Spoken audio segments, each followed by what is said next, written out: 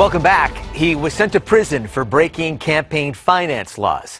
Dinesh D'Souza has admitted his mistakes. He's done his time. He's learned a valuable lesson while inside, though it may not be the lesson President Obama's administration was hoping he would learn. He's out. He's written a new book, Stealing America: What My Experience with Criminal Gangs Taught Me About Obama, Hillary, and the Democratic Party. Welcome to the Hardline, Dinesh D'Souza. And how did your time... Thank you. How did your time behind bars change your view of your country, your politics, and really your perception of fairness? Well, I found myself not in a white-collar facility, but rather in a confinement center on the Mexican border with a whole bunch of pretty hardened criminals. And this was a very eye-opening experience for me. Part of what I learned from those guys is they had the view that, look, we are criminals. We did something wrong. In fact, we're the stupid criminals because we got caught. That's why we're here. The real criminals, they said, are the big criminals. They're out there.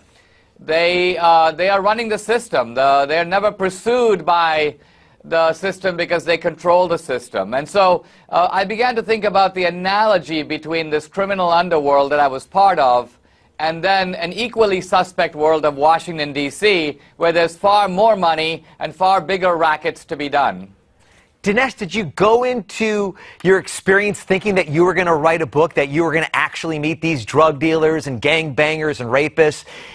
Or did they just open your eyes to America and you felt like this would be really a good topic to explore? Well, I realized very early on that I was a little bit like an anthropologist in a strange land. I was in a world that very few conservatives ever experience. I mean, it's not like I was going to walk down the hall of the confinement center and see George Will or Charles Krauthammer, for that matter.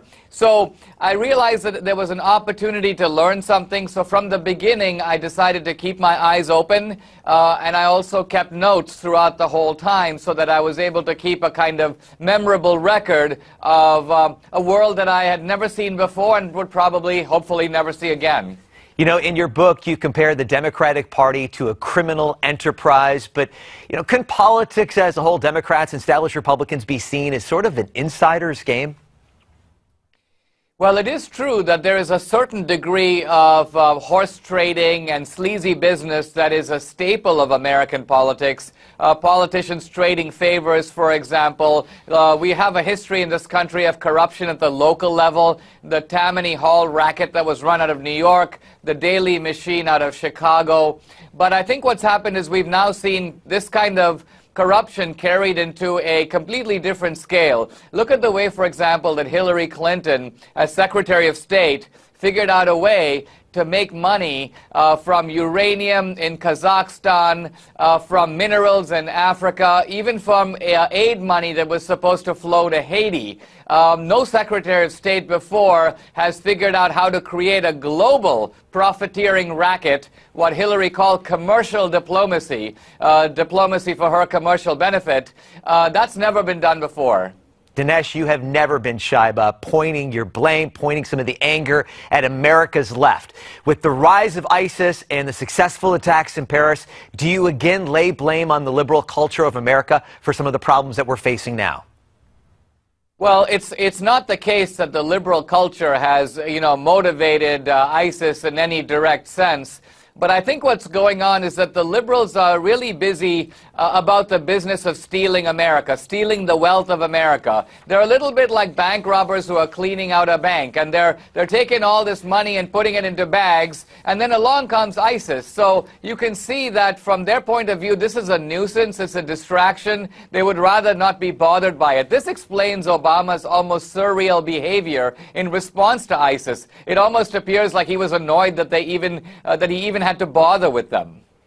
You know, you have written so passionately about America, the American experience. On the eve of this Thanksgiving, how do you view where we are right now in the United States? Well, most of the world is a very cynical place. The kind of corruption I describe in this book is very commonplace in other countries. I think the main difference is in countries like India, it is taken for granted. People, in a sense, shrug their shoulders. They're okay with it. I don't think that Americans are okay with it. They don't know about it. So for the idealism and goodness of the American people, That's what I give thanks for this Thanksgiving. And in the final 30 seconds, you have now been a part of the punishment system in the United States, the incarceration. How do we change things? What will make things better when it comes to incarcerating our criminals? Well, I think the first step is to essentially figure out that people who do roughly the same crime should receive roughly the same penalty. Right about the time that for exceeding the campaign finance limit by 20 grand, I get 8 months in the lockup. Another guy who gives $180,000 to Hillary Clinton and a bunch of Democratic candidates, and besides has witness tampering to boot, he gets no prison, no confinement. So the shocking inequity of justice is what is the first place to start. Equity of justice, so well put. Thank you so much. Again, early happy Thanksgiving to you and your family. We're coming right back on The Hard Line.